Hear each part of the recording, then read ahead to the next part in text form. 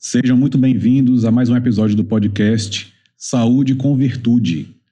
Sou o Dr. Felipe Aguiar, médico, especialista em clínica médica, com foco em medicina funcional. Nosso convidado de hoje é o Padre Carlos Gonçalves, é o superior provincial do Instituto do Verbo Encarnado, coordenador do Centro Tomista. Muito bem-vindo, Padre. Prazer enorme tê-lo aqui.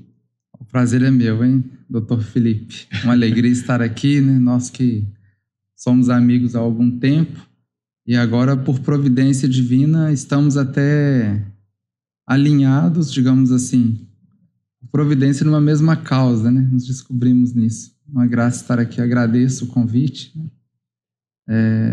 Espero termos uma boa conversa aqui. É isso aí. Padre, nós estávamos conversando esses dias e procurando conexões aí entre o cuidado com a saúde e o desenvolvimento das virtudes. Mas eu sei que tem muita gente que não conhece bem o que são as virtudes ou tem uma ideia assim meio vaga do que são as virtudes. Você pode dar uma explicação para a gente? O que são estas virtudes de que a gente fala? Sobre as virtudes, Santo Tomás vai dizer que a virtude é uma disposição habitual e firme para fazer o bem, né? Disposição habitual, firme para fazer o bem. Nós temos, assim, as virtudes, tem as virtudes teologais, né? Fé, esperança e caridade, que nós estudamos na teologia, mas tem também as virtudes morais, cardeais, né?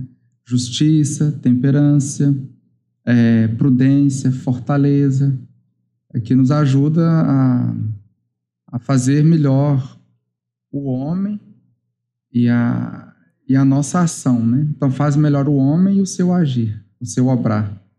Muito interessante isso, porque a virtude é isso, né? Faz melhor o homem e o seu obrar como consequência, né? Nas virtudes. E um termo até que está muito esquecido, né? Nossa geração esqueceu muito essa palavra virtude. Eu lembro que eu fui escutar essa palavra virtude propriamente, acho que uns 25 anos, mais ou menos. Fui aprender sobre isso e depois no seminário. Aprender no seminário. Mas como que é uma palavra que sumiu do nosso vocabulário, né? Interessante. É verdade.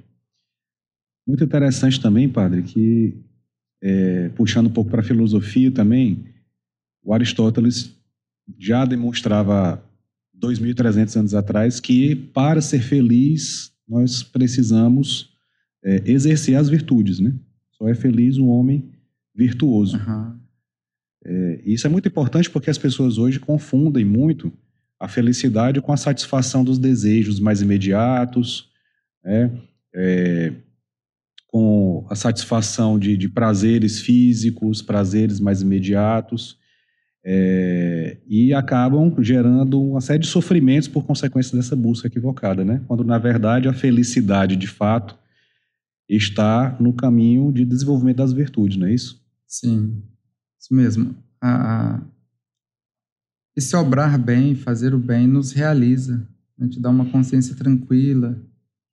É muito interessante quando fala isso, né? Quando vai dizer que a felicidade está na virtude. E, de fato, eu já tive a oportunidade de...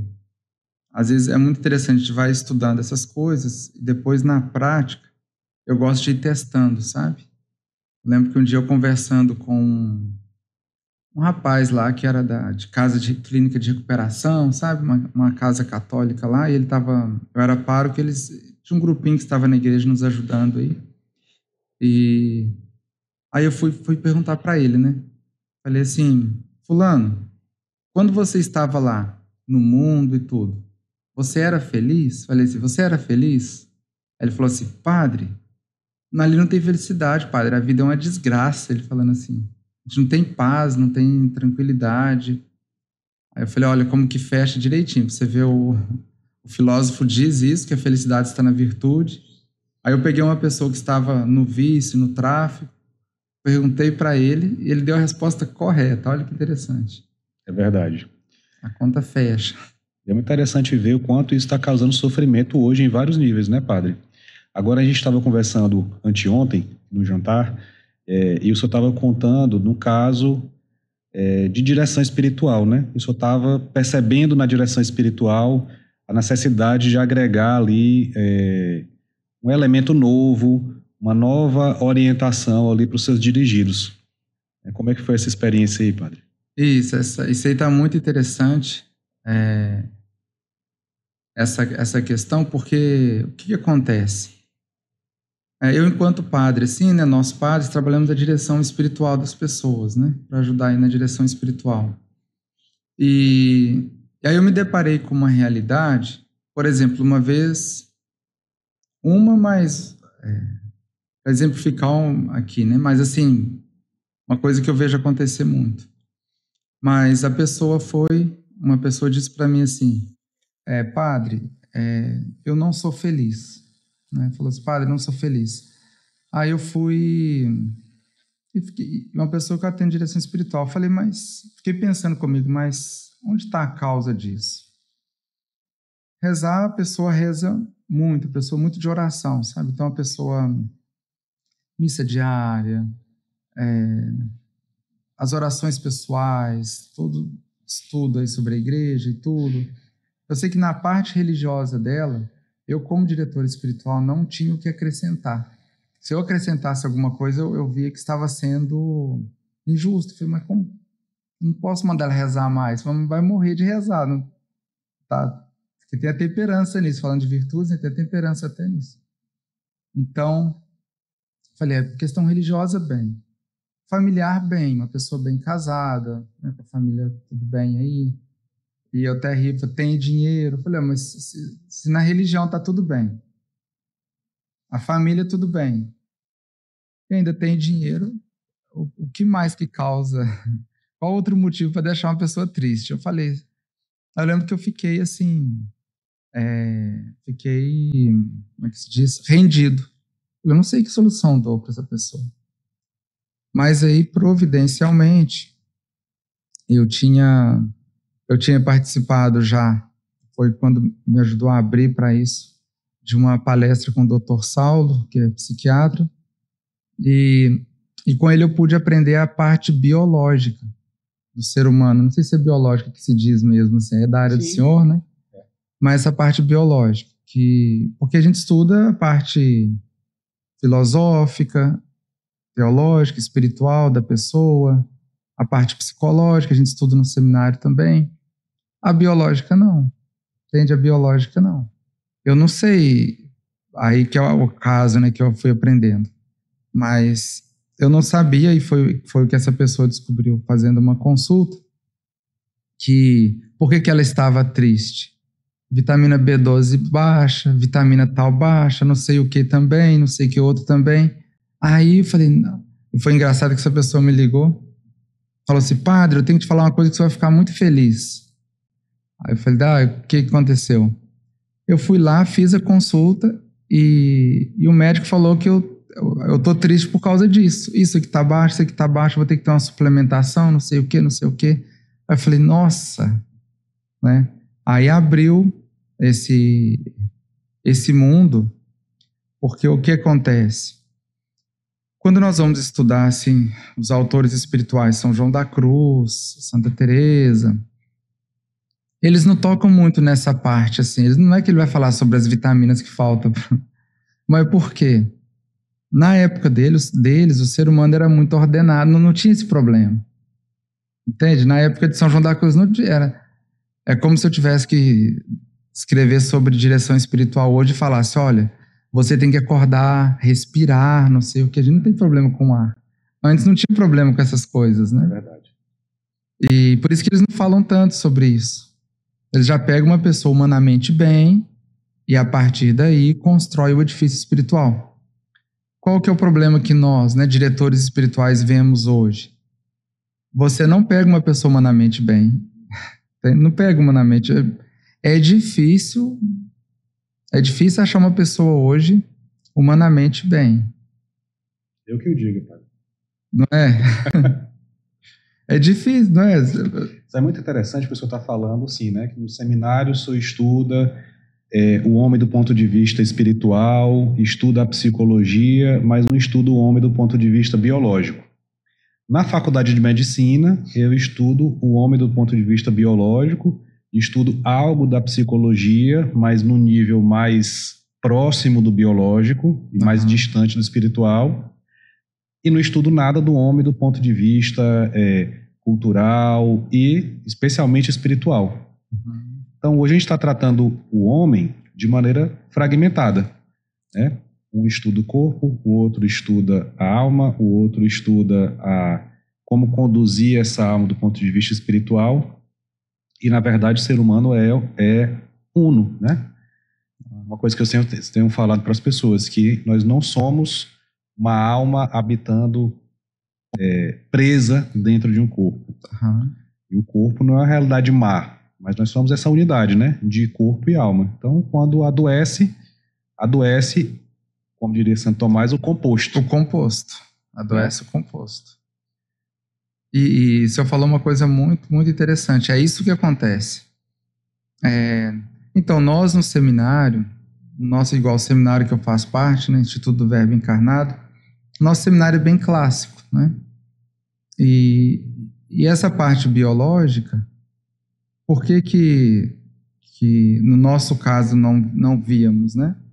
Porque como ele é clássico, a gente aprendeu com os antigos e tentamos manter isso. Antes não tinha esse problema.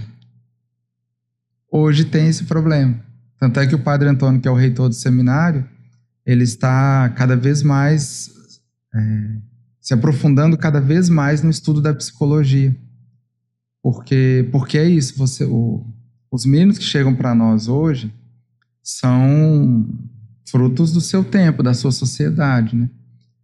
Então é difícil um menino que talvez não tenha algum traumazinho, alguma coisa assim. Então nisso aí a gente já estávamos vendo. O Padre Antônio já começou a trabalhar quando eu era seminarista, foi meu reitor. Só que aí agora eu já aprendi essa outra ainda, não só essa questão psicológica, mas a questão biológica. Aí então imagina, é o que nós falamos assim, tem que ter esse equilíbrio, que o homem é esse composto, corpo e alma, ele é o composto, né? Essa que é a questão, ele é corpo e alma. Algumas pessoas erram pensando que ele é só corpo. É o caso quando na faculdade vocês vão estudar só o homem no sentido material, corporal, sim, físico, e deixa de lado a parte de alma.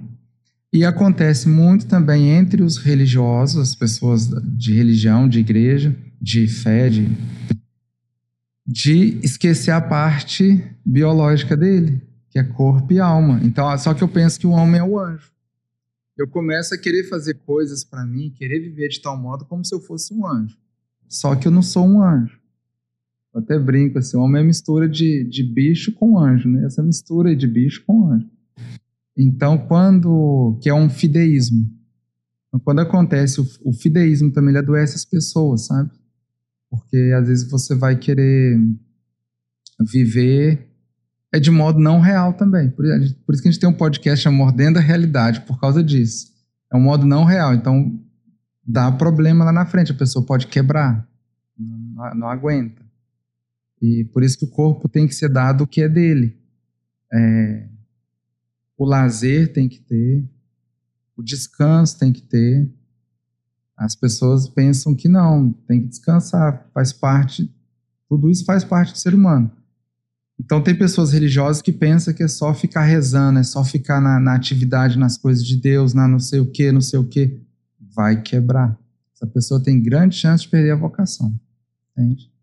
Então tem que ter esse equilíbrio. Então, no seminário nós jogamos bola, a gente joga bola, depois do almoço dormimos um pouco para descansar, temos jogos não sei como chama, em Minas fala totó, em São Paulo pimbolim, ping-pong, tudo, jogos de mesa, tudo isso nós fazemos, tanto quanto seminaristas, padres, cada padre gosta, tem uns que gostam de bicicleta, outros gostam de futebol, outros de cavalo, outros não sei, mas essa parte corporal tem que ser também cuidada, sabe?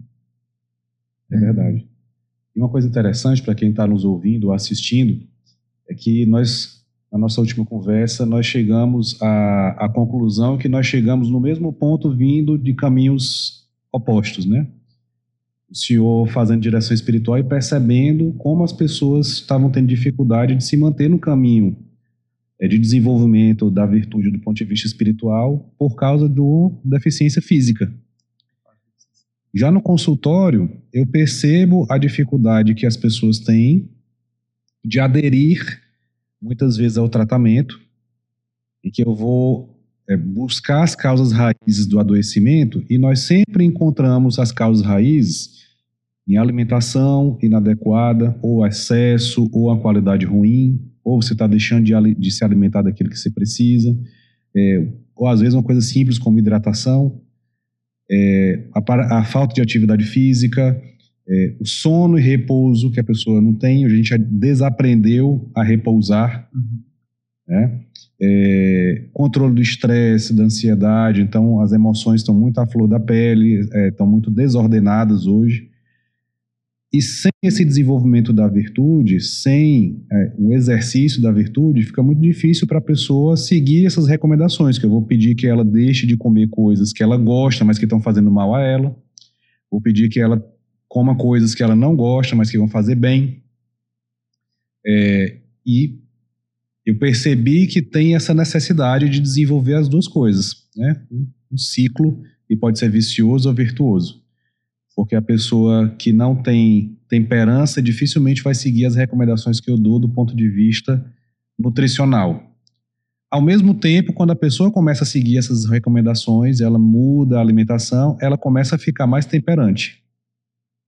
Então, a gente percebeu muito claramente essa conexão, né? Para você ficar bem do ponto de vista da sua alma, e para conseguir até fazer os exercícios espirituais, fazer as práticas de piedade, você precisa cuidar minimamente do seu corpo, né? Cuidar para que ele fique bem, que ele fique ordenado, para libertar a sua alma, para fazer os exercícios, para poder conversar de fato com Deus, rezar de fato, né? Desde o centro da pessoa. Então, é muito interessante que nós tenhamos visto essa mesma coisa por ângulos opostos, eu diria, né? Eu estou indo do material, tentando apontar a pessoa para o espiritual, tentando ordenar a matéria da pessoa para que ela tenha essa liberdade da alma. E o senhor percebe a necessidade de tirar esse peso ou de ordenar o corpo da pessoa por essa mesma razão também, né? É muito interessante esse ponto de vista, é isso mesmo, porque as pessoas procuram o senhor por um problema na matéria, né? Um problema físico aí, e de saúde, e no meu caso, por um problema espiritual. E eu comecei a ver que esse problema espiritual tinha um problema mais anterior a isso, né? Porque, né? E aí chegamos nesse ponto. Igual uma coisa interessante que o senhor falou sobre a questão da temperança, né? A temperança no alimentar, no comer. A temperança, ela está ligada diretamente com a virtude da castidade. Diretamente. É interessante isso. Então, uma pessoa que não consegue ter temperança no comer, por exemplo, ela vai ter problema na castidade. Porque é a mesma virtude que regula isso. Então, por exemplo, quando eu vejo um alimento e não, sabendo que é nocivo para mim, e não consigo me frear diante dele, por exemplo, uma pessoa casada vê uma outra pessoa e sabe que é nocivo, né, uma terceira pessoa é nocivo, mas não consegue se frear diante desse objeto. Vendo? É a mesma virtude. São duas coisas que me causam prazer. O alimento nos causa esse prazer, esse deleite, e, no caso aqui, essa outra mulher aqui vai causar esse deleite também. Mesma coisa. Está mexendo em mim a mesma coisa. Se eu não freio na comida, eu não consigo frear aqui também. Eu não vou conseguir ser fiel no matrimônio, por exemplo. O religioso, o celibato. Entende? E se você já está trabalhando a virtude da temperança, então você consegue comer moderadamente, porque a temperança é essa moderação, né? Quando vier uma tentação contra a castidade, a sua virtude está forte, sua vontade está fortalecida, né? Nesse sentido. Então, Você vê que a sociedade hoje está totalmente desordenada na alimentação. Acho que nunca se teve tantas pessoas obesas, por exemplo. Então, está desordenada na alimentação e desordenada na virtude da castidade. Nunca se consumiu tanta pornografia, coisas do tipo. Entende? E as pessoas ficam viciadas nisso. Então, por isso que tem que trabalhar essa virtude da temperança. Só por esse exemplo do senhor, a gente percebe, dá para ter uma dimensão da quantidade de sofrimento que existe no mundo causado pela falta desta virtude, da temperança. Né? Porque, como a temperança ela é uma virtude cardeal, tem várias outras virtudes que estão associadas e dependem dela. Então, o senhor falou, por exemplo, da obesidade, que é uma verdadeira pandemia no mundo hoje, no mundo ocidental especialmente, a tal ponto que eu sempre dou dois exemplos, aliás, que são muito eloquentes da gravidade do que está acontecendo com relação a isso, que é, por exemplo, a doença do fígado, aquela doença gordurosa do fígado. Sim. Mudou de nome várias vezes. Antigamente chamava esteatohepatite não alcoólica. Por que não alcoólica? Porque todos os casos que se tinha antes era de hepatite por álcool, por excesso de álcool. Uhum.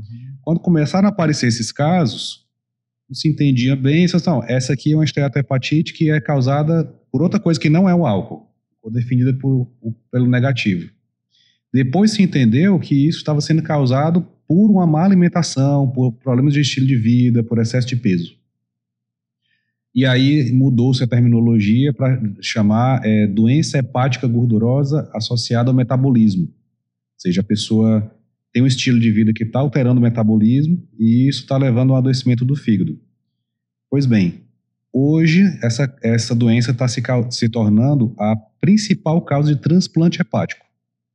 Nos Estados Unidos já é. Olha só. No Brasil, nós estamos em vias de se tornar a principal causa de transplante hepático.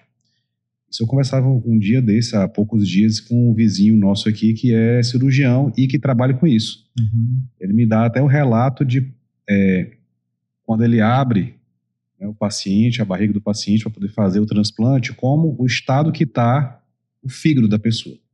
Né? Até fiz um vídeo no Instagram falando do foie gras, aquele patê. É uma iguaria, né? Na França é uma iguaria, é um patê de fígado de ganso, mas não é qualquer fígado. O ganso é alimentado à força, que o ganso não comeria aquela quantidade para ficar com o fígado desse jeito. Uhum. Então, eles põem um funil no pescoço do ganso, empurram o milho à força para que ele ganhe peso, para que o fígado dele fique gorduroso, para depois ser consumido na forma de patê.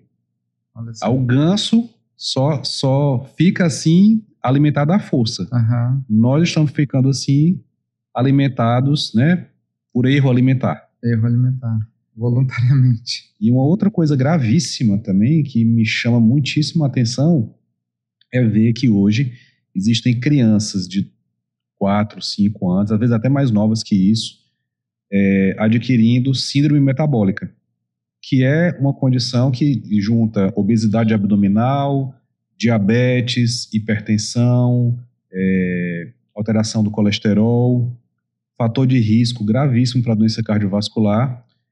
Eu me formei há 20 anos, então na época da minha faculdade, nós víamos isso em pessoas com mais de 40, 50 anos. Ao passar do tempo, a gente foi vendo pessoas cada vez mais novas, né? Menos de 40 anos, depois com menos de 30 anos, e hoje nós vemos crianças com 5 anos de idade, 4, às vezes 3 anos de idade, com a doença que há 20 anos atrás era doença de pessoas de meia idade. E hoje é doença de criança, porque a gente está conseguindo alimentar tão mal essa criança que nós estamos conseguindo causar uma doença que era para adquirir com décadas de vida. De décadas de má alimentação, diga-se de passagem, né?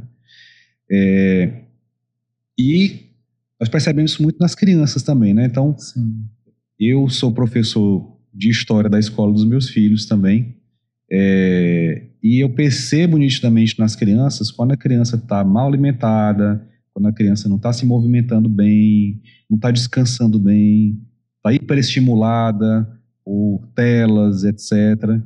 como ela não consegue se concentrar e não consegue absorver aquilo que a gente está tentando transmitir para ela de conhecimento, né?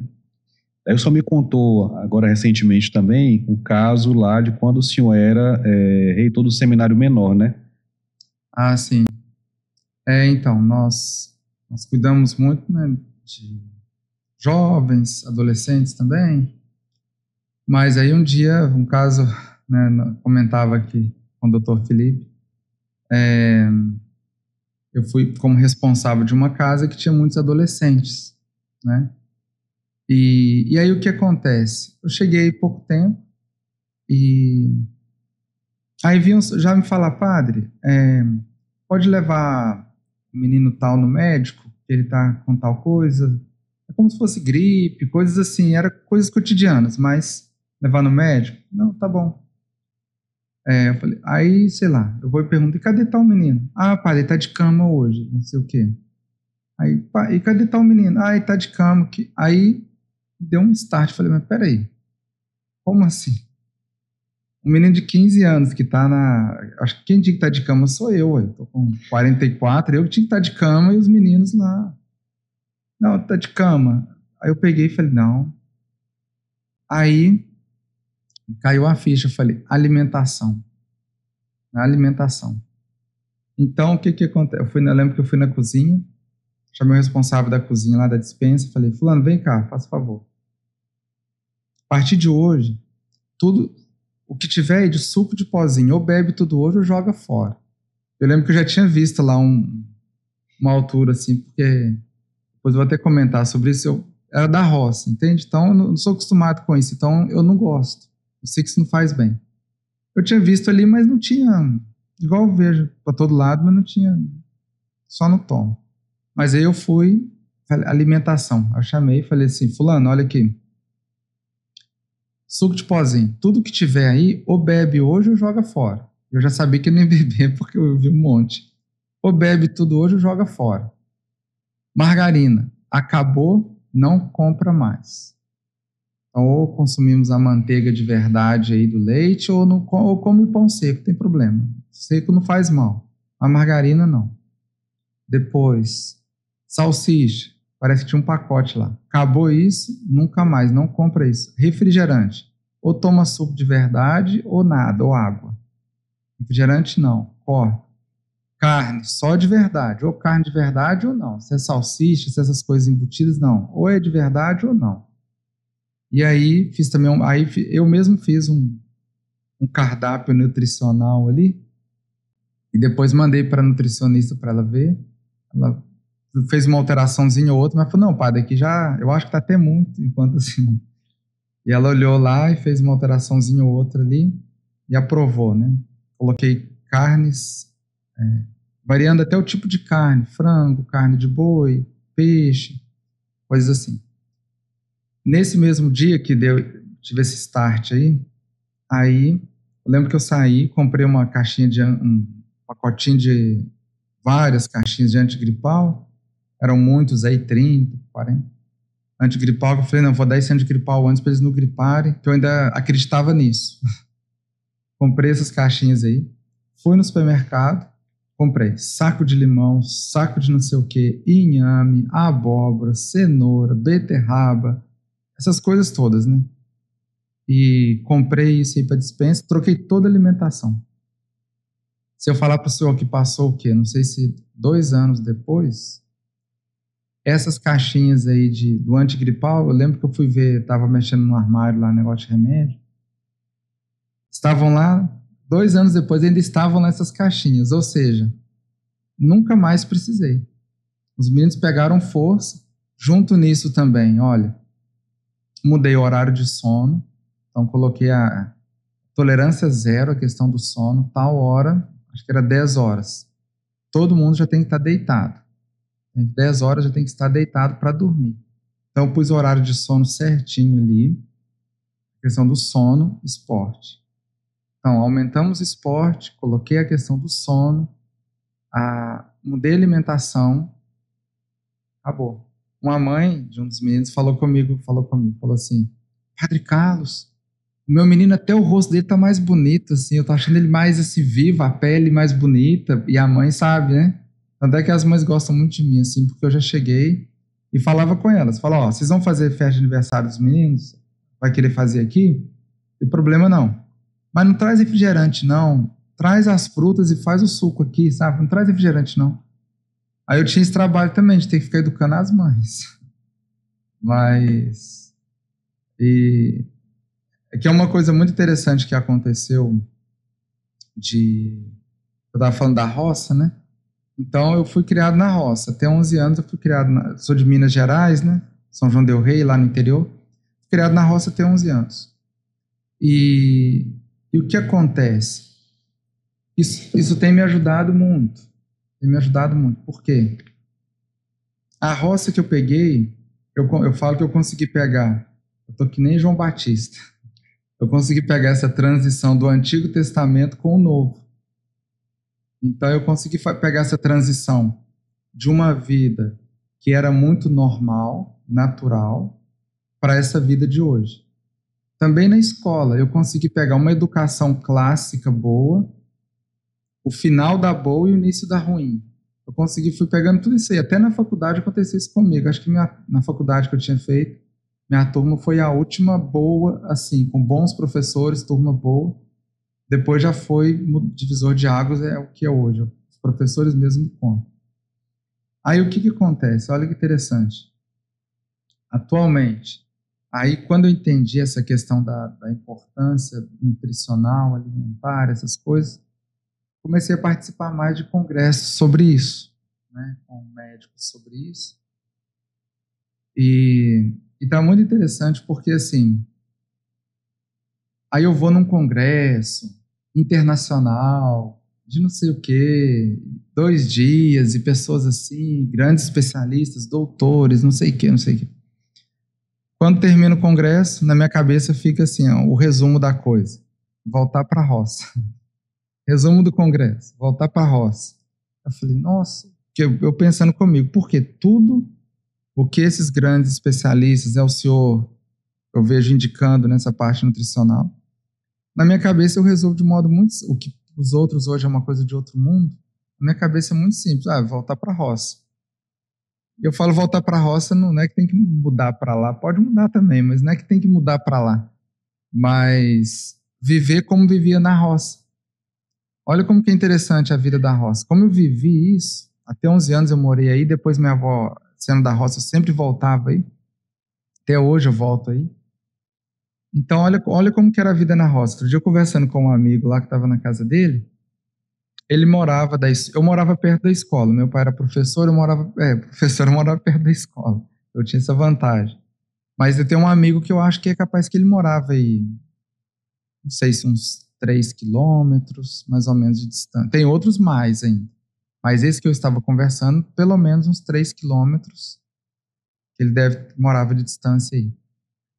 Mas é um trechinho bom para ir até a casa dele. Não sei se chega meia hora, chega na casa dele. Acho que é mais de meia hora. Andando, né? Andando. Então, todo dia, esses meninos aí, os que moravam longe, vinham a pé para a escola. Tínhamos a aula aí até meio-dia. E na escola, no intervalo, é futebol à vontade. Então, o menino vinha a pé, tínhamos a aula. Os intervalos, tudo que tinha de intervalo é tudo futebol. O menino ia para casa. De tarde, no fim da tarde, ele voltava, porque aí vinham os trabalhadores, o pessoal que trabalhava, mais as crianças, e tinha o jogo de futebol nosso. Todo dia de noite tinha futebol. É igual o pessoal tem nas quadras hoje, que aluga aí, né? O pessoal trabalha e depois vai jogar o futebol. A gente tinha isso lá também na roça, não estamos para trás, não. Aí, só que o menino vinha, aí ele falando, Carlos, você olha só como que a gente era raiz mesmo, hein? Eu ia para aula a pé, e faça chuva, faça sol. Não lembro desse menino faltar de aula. Faça chuva, não lembro de ninguém faltar de aula. Não lembro de ninguém doente faltando de aula. Nunca vi ninguém engessado, com braço quebrado. Eu fui ver braço quebrado quando eu fui para a cidade. Nunca vi um braço quebrado na roça. Eu nunca vi. Não sabia como é que era. Não sei o que é diabetes. Da roça, nunca vi falar em diabetes. Não sei o que era. Nem o povo tinha. Mas esse menino, então, ele vinha para aula, voltava para casa. E tinha a tarde dele lá, fazendo tarefa, fazendo as coisas do pai, ajudando na casa. No fim da tarde, voltava para a vila para jogar bola com os irmãos, tios, para jogar bola e voltava para casa todo dia. E então é andando descalço pro mato, é atravessando o rio cheio. Eu com a minha irmã, a gente ainda brinca sobre isso, fala assim, nossa, Carlos, como que era antigamente, né? Porque ela, com os filhos, cuida, sabe tudo onde está o menino, onde está não sei o quê. E a gente aprendia a nadar sozinho no rio, entende? Sozinho no rio, ainda aquele rio cheio de toco, cheio de coisa, fundo, você não sabe a profundidade da coisa. Mas interessante que aí tudo que eu vou vendo eles falarem, eu falo, eu vou voltar para a roça, porque lá a gente dormia cedo, muitos lá não tinha nem energia elétrica. Quando eu comecei a ter mais uso de razão, já chegou quando eu tinha uns 7 anos, não sei, não lembro bem. Mas dormíamos cedo, acorda cedo,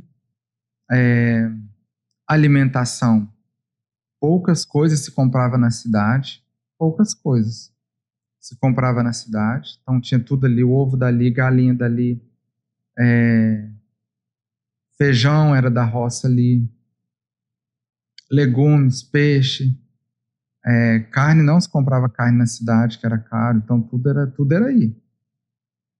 Mas aí as pessoas, não existia doença. E era interessante, eu lembro, sei lá, olha como a gente era educado. Mas não é que a mãe ensinava, mas ensinava por natureza. Mas eu tava lá no meio do mato, lá, brincando, andando, criança. Me dava, sei lá, dor de barriga. Eu já procurava lá carqueja lá no campo, arrancava, mastigava e vida que segue. Entende? Vida que segue. Antigripal, essas coisas, nada existia. Aí que eu vejo, tudo que o pessoal vai dando aí, você tem que caminhar, né? Assim que vocês ensinam. Sim. Assim que vocês ensinam, você tem que fazer caminhada, alimentação tem que ser assim. A nossa era tudo alimentação orgânica. Eu vou fazer o corte aqui dessa fala do padre, vou colocar na antessala do consultório, para os pacientes já ficarem ouvindo lá o padre falar, e vai facilitar muito o meu trabalho, padre. Só dessa fala do senhor, tem uma série de encontros, né, com aquilo que a gente fala. Então, vamos lá. Eu falo para os pacientes que nós temos 7 coisas que nós temos que tratar para ficar bem. Então, primeira coisa, a alimentação. Depois, a atividade física. Depois, o sono.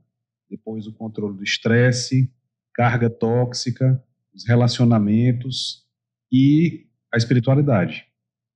Então, você veja que a alimentação, primeiro conselho que eu dou, coma comida de verdade. Comida de verdade. Desembale menos, descasque mais.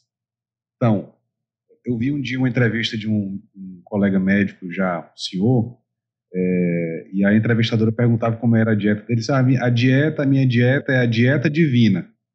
Ela olhou assim, mas como é que é isso? Você olha para a comida, se foi Deus que fez, vai fazer bem. Se não foi, você evita. Evita. Então, é o primeiro conselho que nós damos, coma comida de verdade, evite os alimentos industrializados o máximo possível. Né? Que é essa experiência da roça, como você falou. Né?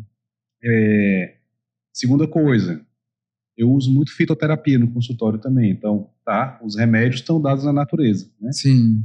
Na forma de chás, infusões, a gente pode fazer para melhorar muita coisa que você está sentindo um sintoma, você está com algum desarranjo, e para evitar também melhorar a digestão, para melhorar a respiração, para você ficar mais alerta, para você ficar mais relaxado. Tudo a natureza nos oferece ali uma riqueza, uma abundância.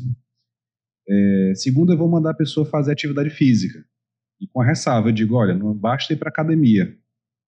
Não adianta você ir para academia meia hora, 40 minutos por dia, e as outras 23 horas você está parado, sentado.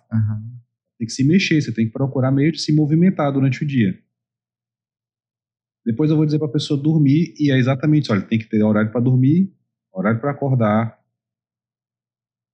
e você tem que respeitar o máximo possível o ciclo natural. Então, evita as luzes artificiais, né? Na hora que escurece, já vai se preparando para se recolher para dormir, acorda no outro dia cedo. Uma coisa fundamental, quando acorda de manhã, tem que se expor à luz natural, se expor ao sol, tem que se expor ao ambiente. Eu digo, dou uma dica para as pessoas, quando você acordar, assim que você puder, vai para um ambiente aberto, se expõe à luz natural, olha para o céu, fica olhando um pouquinho para o céu, porque tudo isso tem, eu não digo, a gente é uma vida que se perdeu, né? As pessoas sabiam disso naturalmente, mas hoje tem estudos e mais estudos mostrando o benefício de cada uma dessas recomendações. E o mal que causa, a doença que causa, não seguir essas recomendações. Uhum. Então, por exemplo, esse conselho que eu dou, quando você acordar, vá para um ambiente externo, luz natural, e olhe para o céu durante alguns minutos. Parece uma coisa assim, né, aleatória, meio poética, mas fisiologicamente tem um núcleo, né, que percebe a luz no olho, tem neurônios especializados para isso, que não são os mesmos neurônios da visão, manda uma mensagem para uma região do cérebro que chama núcleo supraquiasmático, e dentro dessa região ele dispara um relógio biológico que basicamente organiza seu cérebro para ficar alerta durante o tempo suficiente até o próximo momento de você dormir. Então, se você, 6 horas da manhã, você está desperto, você vai lá, olha para o céu, você recebe aquele estímulo da luz natural, seu cérebro se configura para ficar alerta e já se prepara desde de manhã para quando você for 9, 10 horas da noite se recolher, ele deixa de funcionar aquele relógio biológico porque é a hora de você dormir. Você está configurando o relógio biológico fazendo esse simples movimento. De manhã cedo você está preparando a qualidade do sono da noite. Isso era uma coisa natural, né? Uhum. Isso era para ser uma coisa natural para todos nós. Então a gente desaprendeu até descansar, como nós dizíamos, né? Até descansar, como dormir, como repousar. A gente tem que ensinar desde essa base para as pessoas, recuperar essa vida normal. Eu digo sempre que é o desafio da normalidade. Não, quero que você, vamos fazer esse exercício, viver uma vida normal, comer comida de verdade, se mexer, dormir quando tem que dormir, acordar quando tem que acordar. Uma coisa que eu falo sempre sobre a carga tóxica, então para de ficar ingerindo um monte de coisa tóxica também. A começar pelo mais comum hoje, que é o álcool. Mais os alimentos ultraprocessados, excesso de medicamento, um monte de coisa que a gente usa desnecessariamente. Uma outra coisa que o senhor não falou, mas que não falou diretamente, mas o senhor mencionou, eu sempre falo que para a saúde, a pessoa precisa cultivar bem os relacionamentos. Sim. Precisa ter a virtude da amizade. Sim. Né? E hoje as pessoas trocaram, né? A gente trocou a amizade verdadeira, o convívio, a conversa, participar da vida um do outro, pela mídia social. Sim. A gente tá trocou real, né? Olhar nos olhos, estar junto, né? E aí me fez lembrar, inclusive, quando você estava falando, que isso é muito oportuno, é uma coisa simbólica no seu podcast também, né? Que é mordendo a realidade. Faz parte do meu conselho, morra da realidade, morra da comida de verdade. Morra de verdade, É muito interessante porque essas realidades físicas e espirituais, elas se relacionam muito assim analogicamente, né? Sim. A gente fala morder a verdade do ponto de vista filosófico, ou seja, encara a verdade mesmo como ela é e morra dessa verdade para você colocar essa verdade para dentro de você.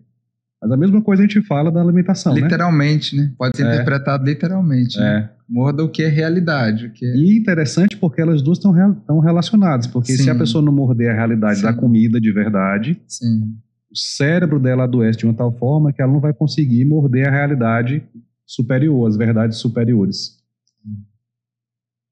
Não, é muito incrível, porque assim, sobre a amizade, ter boas amizades.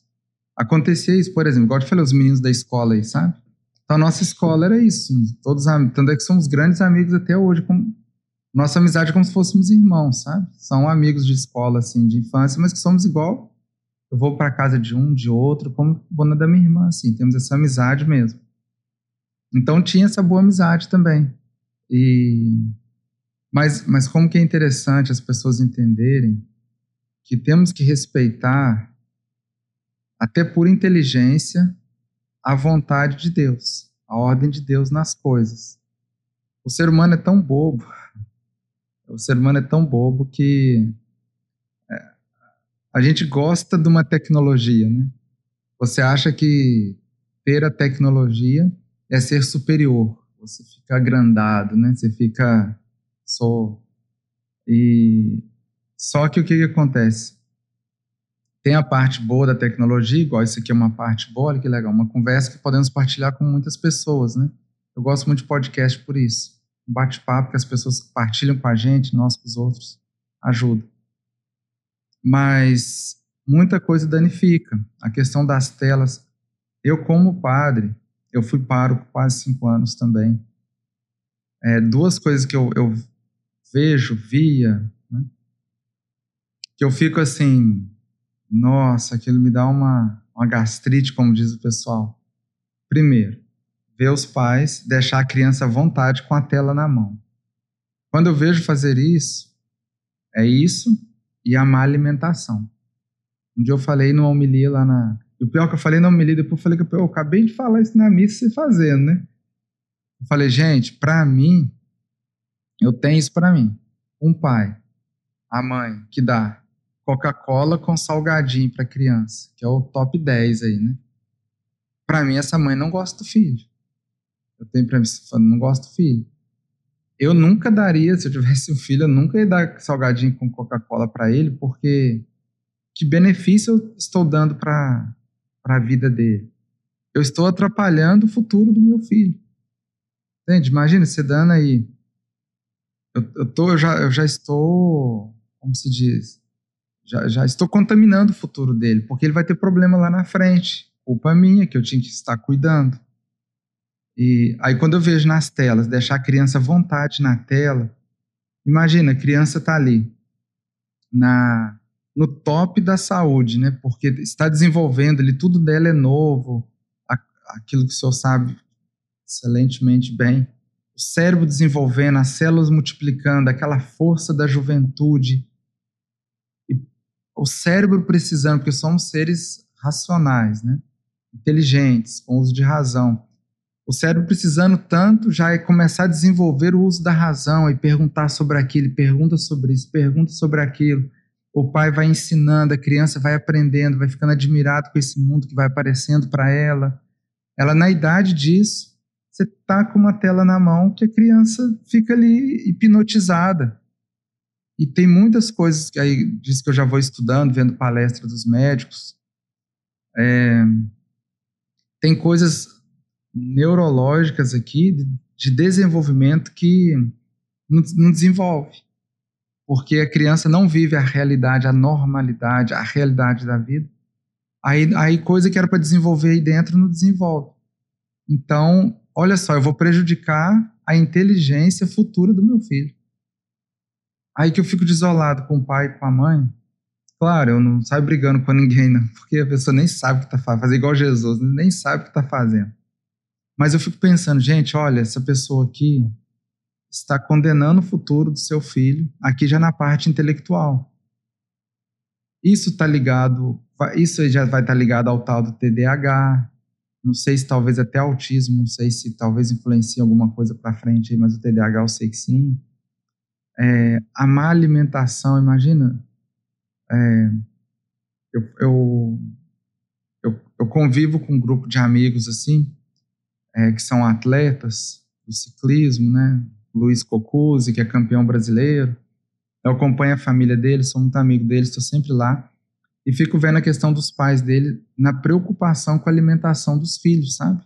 Os mais velhos, os mais novos. Eu gosto até de comer na casa deles, porque é uma comida super nutritiva. Eu aprendi muito com eles a nutrição. Comida super nutritiva.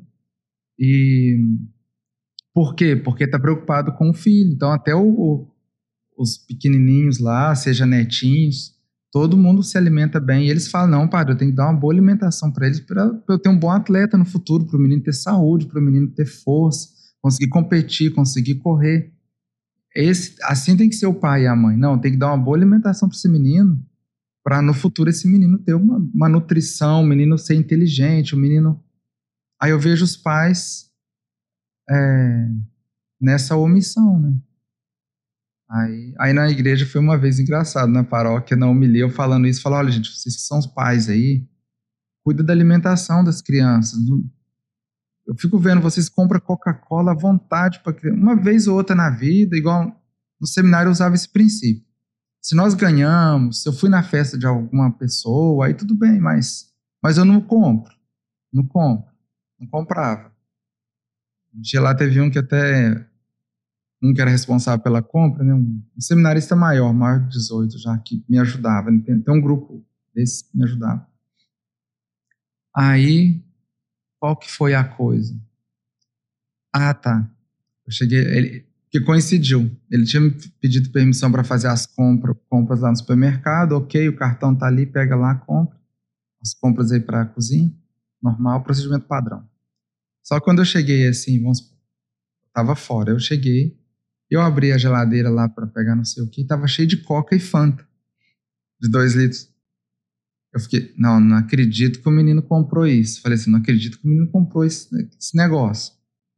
Aí eu fui falar com ele, falou, você comprou esse tanto de Coca e Fanta? Aí ele, não, padre, que nós ganhamos, a fulana que trouxe. Falei, eu falei, você sabe que, não, você tá doido, eu não compraria, não. Para mim, jogar dinheiro fora faz mal, né? Então, o critério que eu usava era isso. Quando você tá na casa de alguém ou alguém trouxe, faz parte, né? Mas assim, agora eu comprar, faço não, porque estraga a vida, tá? Isso é uma coisa muito séria que você está falando, porque uma coisa que nós percebemos, né? Quando eu vou, de vez em quando eu atendo alguma criança, né? As pessoas da família, filhos de amigos, crianças da escola, que os pais vêm perguntar como conduzir determinadas situações que a criança está sentindo, e aí a gente vai investigar como é que está a alimentação, como é que está a atividade física, como é que está a hora de sono dessa criança, etc.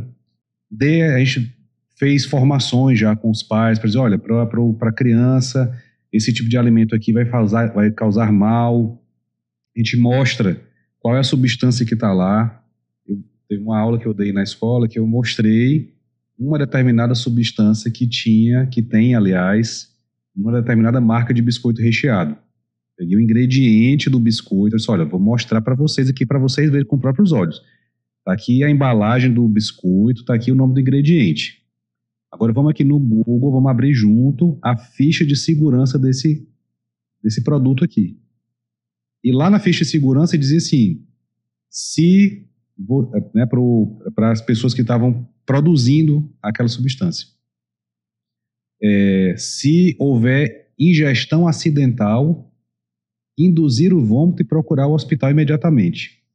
Aí eu mostrar para as pessoas assim, olha, isso aqui, se eu perguntar para vocês, se eu ler só esse documento aqui, se eu perguntar para vocês, isso aqui é um veneno, um remédio ou um nutriente? Vocês vão dizer que é o quê? Um nutriente, que se você, sem querer comer, você tem que ir para o hospital. Não, é um veneno, né? Concordo? É um veneno, doutor, um veneno. Pois bem, eu estou mostrando para vocês que está esse negócio que vocês disseram que é veneno, está aqui no biscoito recheado que você está dando para o seu filho. Uhum.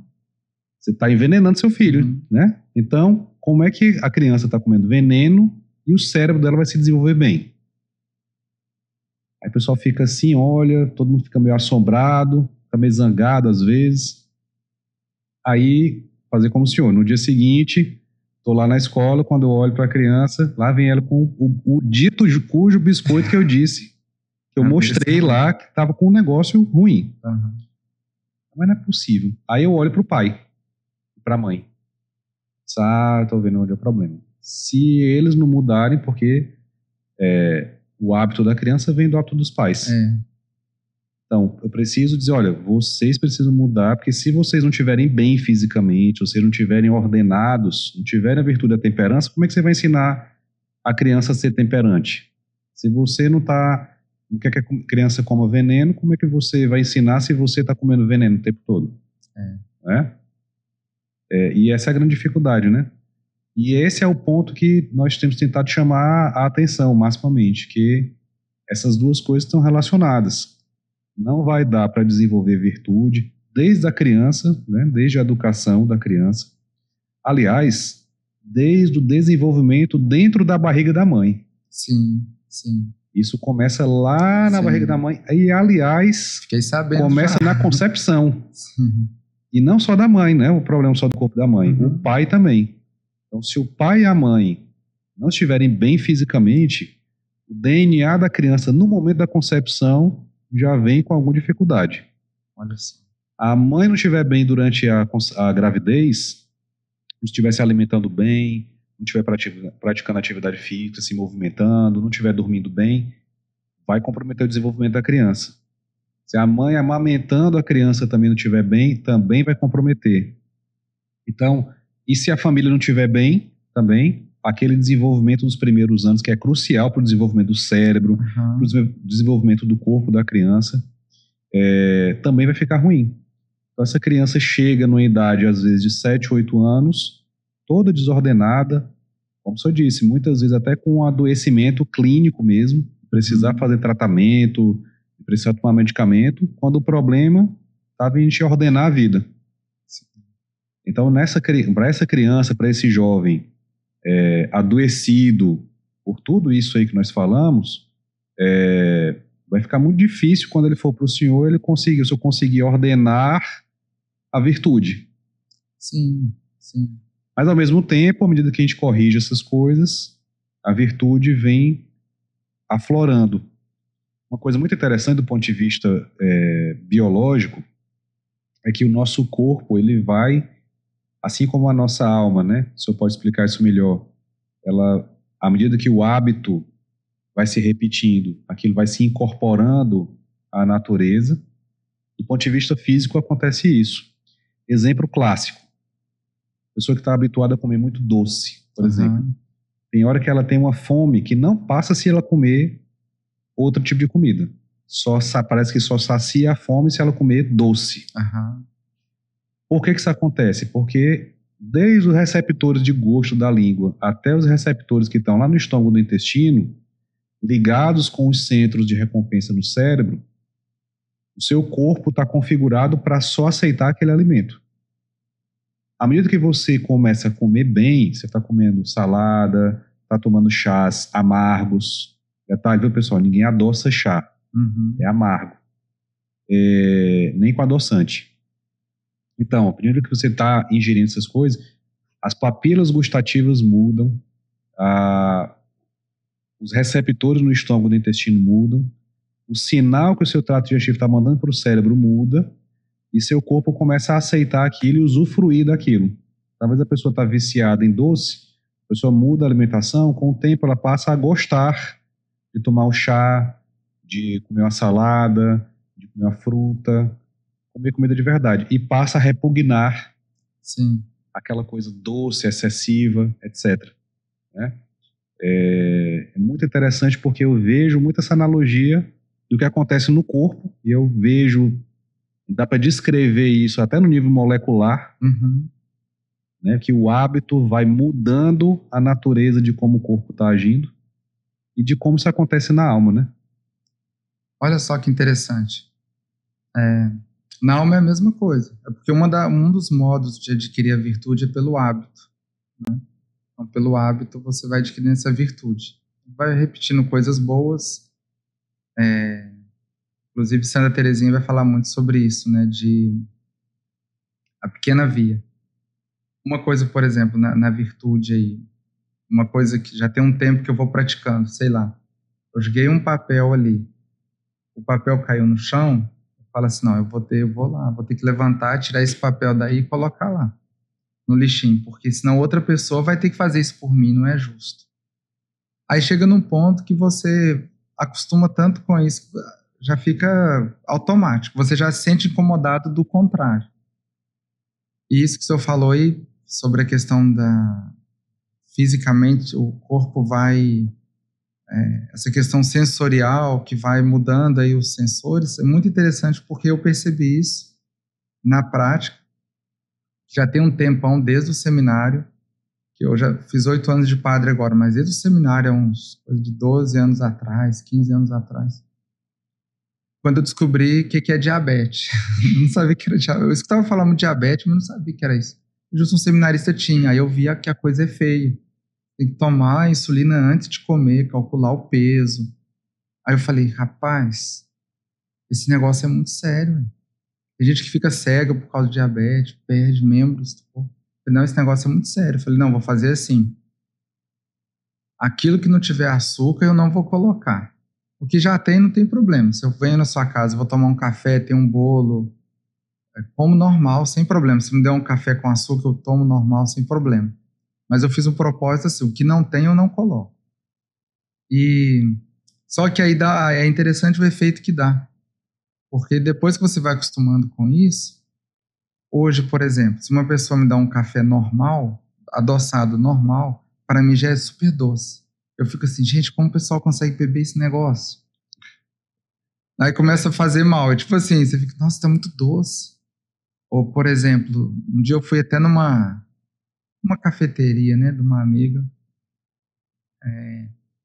e era muito chique a cafeteria dela, assim, toda chique e tudo. Aí ela preparou lá para mim um negócio, não sei o que era direito, mas já esqueci o que era. Mas tipo com chantilly, umas coisas assim. Ah, pra quê? Não consegui tomar tudo. Passei vergonha, porque imagina, você me dá uma coisa na cafeteria dela que é chique, esse aqui era uma coisa, tipo, a bebida da casa lá, uma coisa muito chique lá, da casa de referência deles. Ela me deu, eu não consegui tomar tudo, eu tive que parar no meio. Tentei, depois falei com ela, falei que, olha, só desculpa, mas isso aqui é muito grande, não consegui tomar tudo, vou tomar tudo não, viu? E não tomei tudo, né? Ela falou, nossa, padre, é mesmo, devia ter te perguntado tanto que o senhor queria, né? Que ela fez o padrão, só que o padrão das pessoas aí fora tá muito fora do padrão. Não aguentei tomar. Porque fica muito doce, aquela coisa. Não sei se era tipo um cappuccino, mas com... É parecido, mas numa taça bonita, etc. Nossa, eu bato o olho naquilo, parece que o seu organismo já sente uma repugnância, assim, sabe? A cafeteria, inclusive, é muito sintomática de tudo isso que a gente tem falado com relação assim, à necessidade de ter sempre mais estimulação. Você pensa assim, antigamente na cafeteria você ia tomar um bom café. Um bom café. Para sentir o sabor do café. Um café expresso, café coado, café da Colômbia, o café do Brasil, de Minas, né, da sua terra. Hoje você tem até café na cafeteria, né? Porque você vai lá e põe o café, e põe açúcar, e põe chantilly, Nossa. e põe Nutella. Isso, é uma bomba de açúcar, assim. Antes eu não percebi isso, mas agora eu percebo, sabe? Eu falo, nossa, esse negócio tá muito doce, tá enjoativo. Você sabe que a história do chantilly, inclusive, há poucos dias atrás eu estava dando esse exemplo aqui com a Viviane, que eu lembro quando eu tomei cappuccino a primeira vez, eu era adulto jovem, acho que eu tinha uns 20 e poucos anos a primeira vez que eu tomei chantilly, ou que eu tomei cappuccino. E aí vinha com chantilly por cima, tomei aquele negócio, nossa, que é muito bom, é doce pra caramba, aquele montão de chantilly, que de chantilly não tem delícia, nada. Né? Na verdade, um monte de gordura trans misturado com um montão de açúcar ali. Uhum. Tá longe da receita original do chantilly, aquele troço. E sempre era assim, né? Eu tomava cappuccino com chantilly achando a coisa maravilhosa. E aí agora um dia desse eu fui tomar, um amigo estava preparando um cappuccino e disse, prepara um pouquinho para mim aí, você quer chantilly? Eu disse, põe um pouco de chantilly. Aí ele pôs. E eu tomei e na hora eu me lembrei, nossa, mas isso aqui tinha um sabor tão agradável antes e agora tá um gosto, e era um chantilly de uma marca boa. Uhum. Foi um gosto rançoso na boca. Porque nesse esforço de mudar a alimentação, agora eu entendo biologicamente o que aconteceu. O meu corpo já não estava rejeitando aquilo. Olha, isso aqui não é bom não. Estava mandando mensagem pro meu cérebro, esse negócio aqui que você está tomando, tem um negócio aqui ruim, tá melhor parar, melhor parar. Tem um intruso aí. Foi a mesma história do chantilly também, interessante. Então, acho que foi isso, porque eles põem esses mais chique, assim, vem todo aquele negócio. Tem uns que até pó de ouro vem, padre, agora. Sei que não deu certo para mim, não, já não... Mas é isso, como que está interligado a questão, a saúde física com a espiritual. Aí agora, por exemplo, uma coisa que eu comecei a fazer, nós pregamos exercícios espirituais de Santo Inácio de Loyola, que é um exercício que indico aqui as pessoas a fazerem. E eu já tive que acrescentar agora uma palestra sobre essa educação nutricional. E também sono, essas coisas. Outro dia mesmo, até um amigo meu agradecendo, padre, o senhor pregou aquele retiro lá, minha mãe participou, e ela com a minha tia, não sei quem lá, estão fazendo tudo aquilo lá que o senhor falou, agora estão exercitando, estão não sei o quê, porque é isso, eu vejo que as pessoas às vezes ficam patinando, e está muito ligado a essa questão. Às vezes você fica patinando na vida espiritual. Quantas pessoas hoje na vida espiritual estão tendo que lutar contra a pornografia, por exemplo, o vício da pornografia?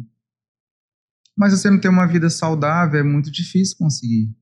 Então você tem que começar já na temperança dos alimentos, dormir bem, praticar esporte, porque você vai estar com a sua vontade. Nós temos as duas potências da alma, inteligência e vontade. Então você vai trabalhar a sua vontade ali, você vai ter domínio sobre ela, né? Você tem domínio sobre as coisas. E nesse sentido as pessoas perderam o domínio total. Mas é isso, vive numa loucura de todos os modos. Quando a gente começa a ver essas coisas, você começa a ficar assustado com os outros de não ligar para isso. Né? É verdade. Mas eu vejo isso, se não tiver um equilíbrio do ser humano, né, desse corpo, alma, nem para um lado nem para o outro vai bem. Tem uma última coisa, padre, que eu queria que o senhor comentasse conosco, que coroa esse argumento, que é, assim, o consultório, a queixa que é universal, todo mundo está sentindo isso. Alguns estão sentindo dor de cabeça, outros estão com dificuldade de perder peso, outros estão sentindo alteração na pele, outros estão com diabetes. Tem várias maneiras de se apresentar o adoecimento por consequência de toda essa desordem de vida. Mas tem um sintoma que é universal, está todo mundo sentindo. Todos os meus pacientes no consultório têm essa queixa e não é pouco. É fadiga.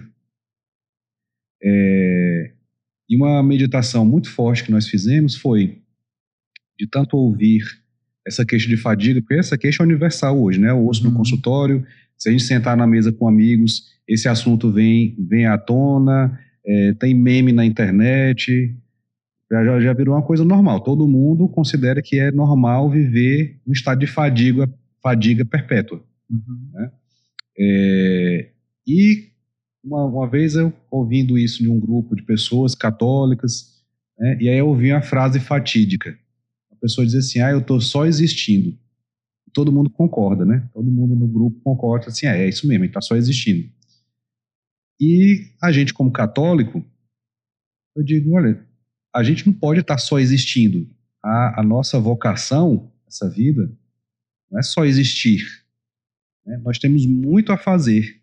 Uma coisa que as pessoas às vezes não entendem da doutrina católica, que é uma doutrina que nos chama à ação, né? O amar a caridade verdadeira, é uma ação de doação, né?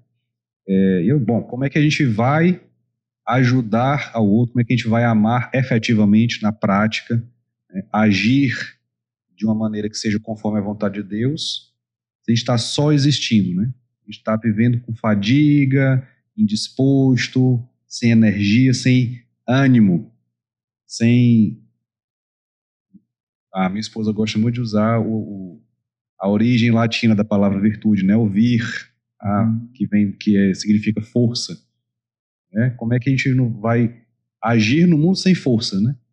Então tem essa realidade de como a gente precisa cuidar bem do nosso corpo para que nós possamos, de fato, agir com virtude. Não é isso? É isso mesmo. Eu vejo assim, a direção espiritual, eu tenho falado muito isso.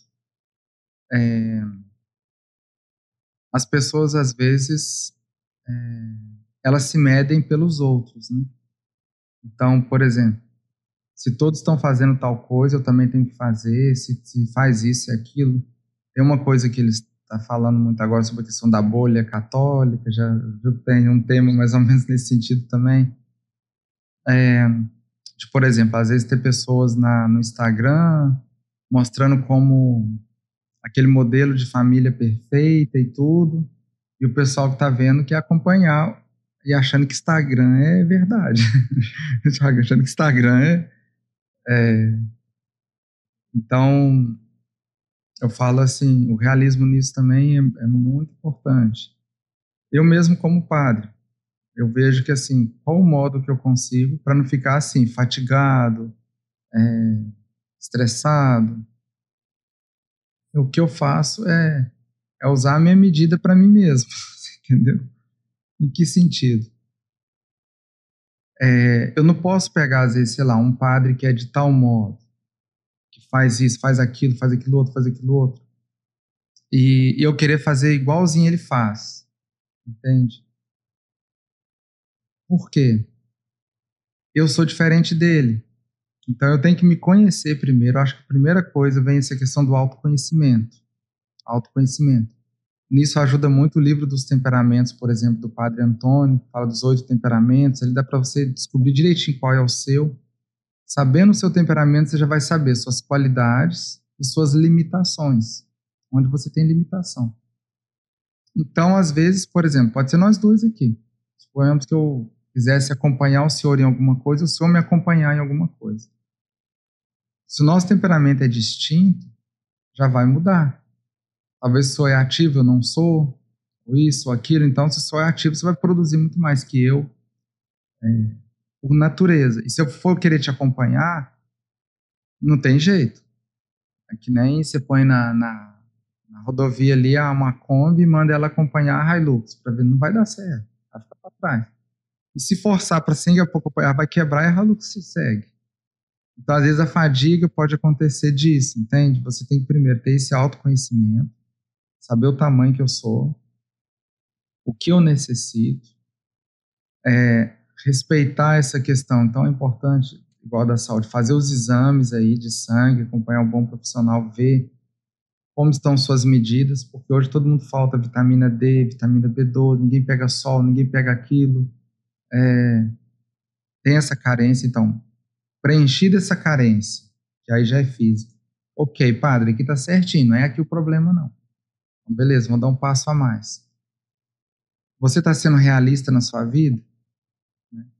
Por exemplo, uma coisa que eu vou falar aqui, às vezes na direção espiritual eu falo isso. A pessoa já põe o propósito, vou rezar o rosário todo dia, entende? Não, meus amigos estão rezando o rosário todo dia, eu vou rezar também todo dia o rosário agora, não sei o quê. Chega lá na frente e não está rezando nada. Aí eu vou e falo, peraí, mas... Quando vem me falar, não, padre, meu propósito é rezar o rosário todo dia. Olha, eu vou usar os 4 textos? Todo dia. Você reza algum? Não, ainda não estou rezando, não, mas vou começar. Mas você já vai começar nos 4. Começa no terço, entende? Reza o terço. Faz esse propósito. Se depois lá você vê que, vou pôr mais um, tá dando certo, padre, estou feliz, não estou fadigado. Tá dando certo. Você tem que ir se conhecendo. Então eu vejo que às vezes as pessoas querem acompanhar várias coisas e aí quebra, não faz nada. Então não, tem que ser realista, eu tenho que saber que eu tenho que perder coisas. Eu mesmo como padre. Tem eventos que eu gostaria de ir, mas não posso ir, eu tenho uma limitação no meu ser, eu não posso ir em tudo, porque eu vou ficar cansado. Então, às vezes, eventos que são importantes, que eu gostaria de ir, ou uma visita a uma família, um amigo, uma coisa, eu falo, olha, infelizmente não dá para eu ir. E eu falo até a verdade, padre, mas por que você não vai vir no meu aniversário? Por que você não vem, não sei o que? Fala, olha, não dá não, tô morto. Você tem que ver, eu estava fazendo tal coisa ontem demais, hoje de manhã, à tarde eu preciso para reabastecer as energias. Eu tô totalmente, se eu for, eu quebro. Então não sei se as pessoas, não sei, a gente não sabe como que as pessoas são por dentro, né? Mas eu não conheço o outro, a vida do outro. Mas, por exemplo, eu tenho meio que um sensor. Eu sei quando eu tô cansando, esgotando aquele cansaço de ser demais. Aí o que eu faço? Paro tudo. Não ligo. se o outro vai falar isso ou aquilo. Eu fiz o propósito de ler esse livro todo. Se eu ver que não dá, não deu. Não tô nem aí. Entende? Aí por isso que eu acho que as mães, né, as mulheres estão mais fatigadas, muito mais que os homens, e tem muito mais motivos que o homem para estarem fatigadas, porque, para mim, a mulher que consegue levar bem a sua vida e uma esposa, por exemplo, com os filhos, para mim isso já é uma virtude heróica, miraculosa, que eu não consigo entender como ela consegue. As mães aí, 3 filhos, 4, 5, não vou falar mais, nem vou falar mais. As crianças sugam a gente de um modo. Eu tenho minha irmã lá com 3 meninos lá. Quando eu vou para casa dela, eu gosto de ficar observando isso. A criança não te dá paz, entende? Ela é imparável. Então, você pode ter brincado 1 hora com a criança, ela não está satisfeita. Vem, tio, vamos brincar. Eu já brinquei com você. Não, brincar mais, não sei o que. Não, eu estou fazendo aqui o trabalho aqui, eu estou terminando um negócio aqui, depois eu vou. Passa 15 minutos, vamos, você não vai acabar esse trabalho chato, vamos. Imagina a mãe, então a mulher ela já fica, a mulher mãe já é 24 horas aí, coitada, tendo que cuidar da família, cuidar da casa, cuidar do trabalho, porque todo mundo tem trabalho, de um jeito ou de outro tem trabalho, então é muito fácil ficar fatigada. Aí, por exemplo, para as mulheres eu falo muito, e principalmente as mulheres, o homem é mais esperto, ele tem seu futebol, ele vai pescar, ele dá mais nó, entende? Na vida. O homem tem mais facilidade para dar nó. Então ele tá nem aí, ele vai pescar e azar. Ele vai jogar a bola dele com os amigos e pronto. A mulher não, coitada, ela não consegue. Então o que eu vejo essa questão da fadiga tem que ser realista. Um dia eu fui na casa de um amigo que é juiz, agora acho que ele aposentou. Mas foi uma coisa muito interessante. Cheguei na casa dele, e um apartamento grande assim e tudo. E quando eu cheguei assim, aquele tanto de brinquedo pro chão, porque ele tinha tido o 4º filho, sabe? E era pequenininho, deve que tinha 1 ano. Nem 1 ano talvez, mas tinha um bebezinho. 4 filhos e teve isso aí. Então a casa dele assim, digamos, uma bagunça. Brinquedo pra lá, coisa pra cá, parede rabiscada. Um apartamento bonito, uma parede rabiscada. Aí ele foi, né? E ele lá ainda dando comida na boca da criança, na boquinha da criança ali, sabe? Fazendo papel mesmo, dando assim. Me edificou muito de ver, assim, por exemplo, olha, ele é juiz, então ele poderia ficar, assim, querendo ser instagramável, entende? A falsidade do Instagram. E ele não, juiz, estava ali dando comidinha na boca do bebezinho, da criancinha, essa bagunça de brinquedo, de coisa, de livro pro chão, de criança. Aí ele falou uma coisa comigo muito interessante. Olha como que é a atitude de uma pessoa madura. Você é uma pessoa madura, realista. Falou assim, ó, não reparei não, viu, Carlos, que a gente tem que escolher das duas uma. Ou você escolhe ter filhos, ou escolhe ter uma casa arrumada. Aí como eu escolhi ter filhos, então tá vendo, né? Você não repara não, viu? Ou seja, isso é a realidade. Entende? Se tem crianças, e a mãe também tem que deixar a criança ser criança, né? Eu falo que a criança tem que ter liberdade. Se quebrou, faz parte. Eu falo assim, tanto a mãe com a criança, o marido, a mulher e tudo. Quebrou um negócio, quebrou essa taça, coisou, subiu em cima disso aqui, pulou, quebrou essa mesa. Porque o menino vai fazer um show em cima disso aqui, brincar de cantar em cima dessa mesinha aqui. E ela vai quebrar. Isso não é para estressar, isso é saúde. Olha que bonito, meu menino tem uma força, olha como é que o menino é ousado. Tem que saber rir disso, sabe? E saber, então, não querer salvar o mundo, nesse sentido assim, o que não dá, não dá. Não deu para lavar a louça hoje, não lava, entende? Deixa a pia suja, amanhã, devagarinho a gente mexe. Vai dormir, vai descansar. Que a mulher não consegue fazer isso. Vai descansar, vai dormir, amanhã não vai fugir. Se você já está estressado, já está esgotada, tem que saber seu limite. E tem a questão da preguiça, que é um vício, é um erro, mas tem essa questão do não se conhecer e erra para mais. Então, colocar peso em quem tem que colocar. Você já tem muitos filhos, tem outro que é grande, põe o grande para arrumar a cama dele, para cuidar desse aqui. Fala assim, se a família é mais numerosa, tem até essa graça. Tipo eu, quando num seminário. Você vai delegando função, esse aqui é essa, aquela. Então, você vai delegando função aqui, ó, você fica só mandando ali, administrando, organizando. Às vezes vai querer fazer mais do que deve. Ah, não, eu tenho que fazer isso porque as minhas amigas fazem, eu tenho que fazer aquilo outro, eu tenho que fazer isso outro. Primeiro, será que é verdade que faz mesmo? Será que... Ainda que faça, mas você não, pode não ter mesma capacidade ali. Então, boa, tranquilo, vai devagarinho, aproveita de quem você pode aproveitar. Fala assim, sei lá, se tem a mãe, né, que é a avó das crianças, que pode ficar com as crianças, deixa ficar com as crianças, vai passear com o marido, fica à vontade, descansa, entende? Tem que criar, você tem que saber se proteger. Eu, como padre, faço muito isso. Não tô nem aí pro mundo, deixa o mundo rodar, entende? O mundo vai rodar, eu fazendo ou não fazendo. Então, assim, quando eu vejo que eu tô... Porque tem muitos padres, acontece isso. Cai numa ansiedade, depressão, excesso de trabalho. Eu vejo muitos padres, excesso. Eu tenho falado muito que, assim, a gente precisa gerenciar essa questão do estresse, da ansiedade, e isso tem a ver muito com o senso da proporção das coisas, né? Isso que o senhor está falando, assim, quais são, o que é que tem mais valor, o que é o bem maior. Tem que se dedicar mais àquilo que tem um valor de bem maior. Então, às vezes é uma coisa que é uma coisa boa, mas é um bem menor. Então você tem que colocar as coisas na proporção. Hierarquia, isso mesmo. Que tem a ver também com o propósito, porque você está fazendo as coisas. E essa maneira também de reagir tem muito a ver, né, com essa questão dos temperamentos, né? Tem pessoas que têm um temperamento que tende a ter mais dificuldade com isso também. Mas isso aí tudo são temas, são cenas do próximo capítulo. Inclusive, próximo capítulo. Eu espero, se Deus quiser, que no próximo mês o Padre Antônio esteja aqui conosco para falar de temperamentos, essa questão do propósito, sem essa proporção, de como isso mexe na sua capacidade de gerenciar estresse, ansiedade e, no final das contas, depressão também.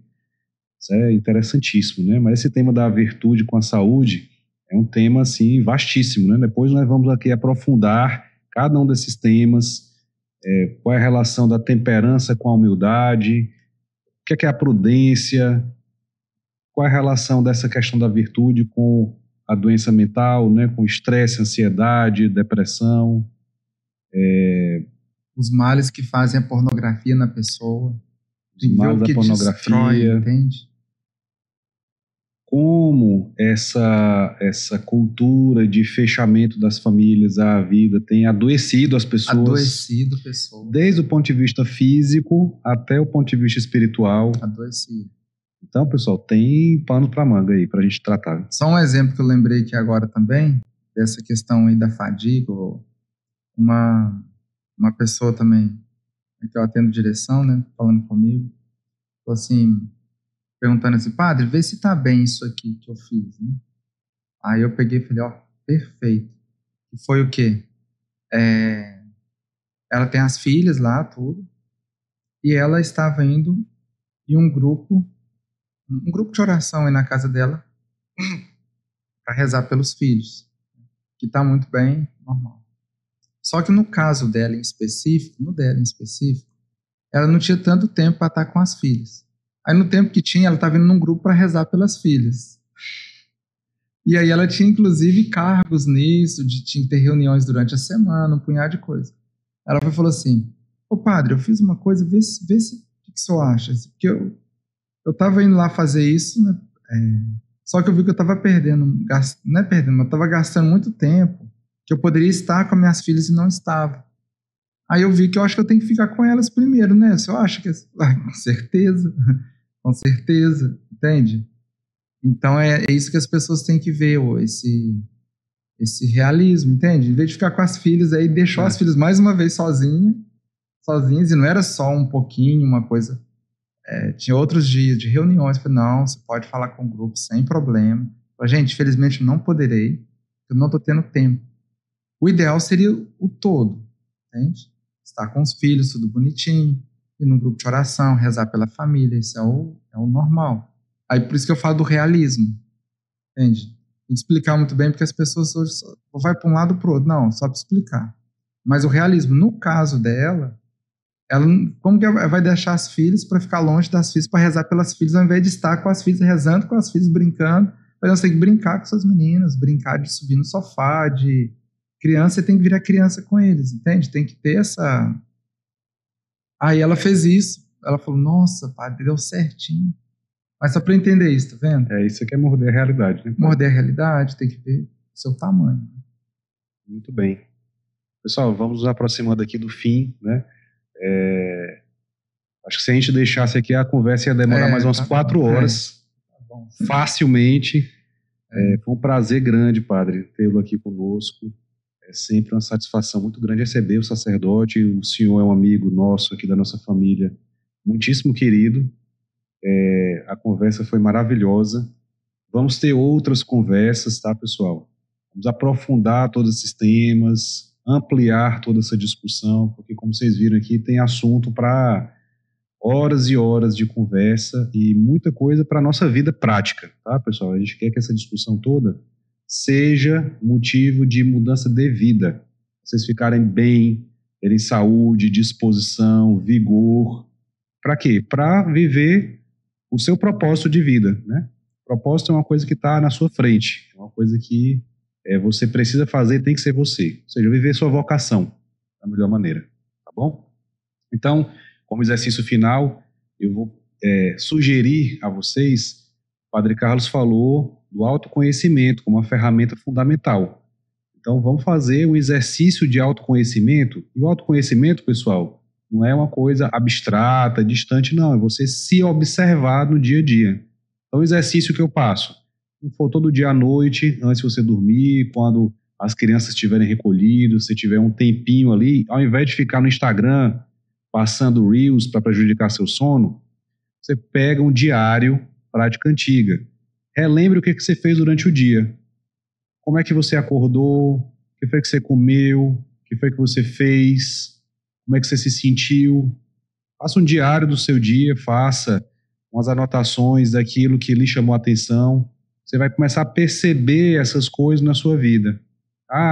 Depois do almoço eu não consegui resistir, comi aquele doce, aquela porçãozona de doce, porque eu estava ansioso e achava que merecia aquele doce para melhorar.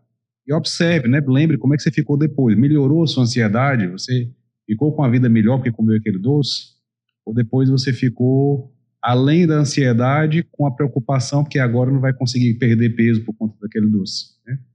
Então, é isso que é autoconhecimento, pessoal. Uma coisa concreta, real, como o padre falou. Realismo. Morder a realidade. Fazer um autoconhecimento daquilo que é a sua vida concreta. Tá bom? Então, faça esse exercício em casa. Se tiverem dúvidas, sugestões de temas, de outras discussões para nós termos, deixem nos comentários também. Recomendo muitíssimo que sigam o podcast do Centro Tomista, Mordendo a Realidade, vocês vão aprender muitíssimo. Sigam as mídias sociais do Instituto Verme Encarnado também. Quem puder, uma experiência modificadora de vida, fazer os exercícios espirituais de Santo Inácio, tá? E é isso, padre, agradeço demais a sua presença, é sempre muitíssimo bem-vindo, espero que, inclusive, nossa conversa aqui se prolongue outras vezes. Sim, eu que agradeço e a vocês também, fica a dica. Continue acompanhando o Dr. Felipe aqui, porque eu conheço amigo, conheço a família, até falava outro dia, conversa com ele aqui, com a esposa, sobre a questão dos filhos, como que estão sendo bem educados, tem uma gracinha as crianças. Então, porque é muito bonito isso, a questão da pessoa ter seriedade, né? Igual eu tô falando aqui, eu tô falando sobre a questão da alimentação, mas eu tô falando o que eu tô fazendo, a vida não é fácil para ninguém, não. E o Dr. Felipe, eu vejo isso, ele busca isso para a vida, esses ensinamentos, já aplica na vida, e é um modo agora de, esse podcast, transmitir aos demais, né? Uma obra até bonita, de caridade, que a gente chama, né? Mas agradeço muito feliz aqui por estarmos aprendendo também com o senhor aqui um pouco. Muito grato, padre. Obrigado. Até a próxima, pessoal.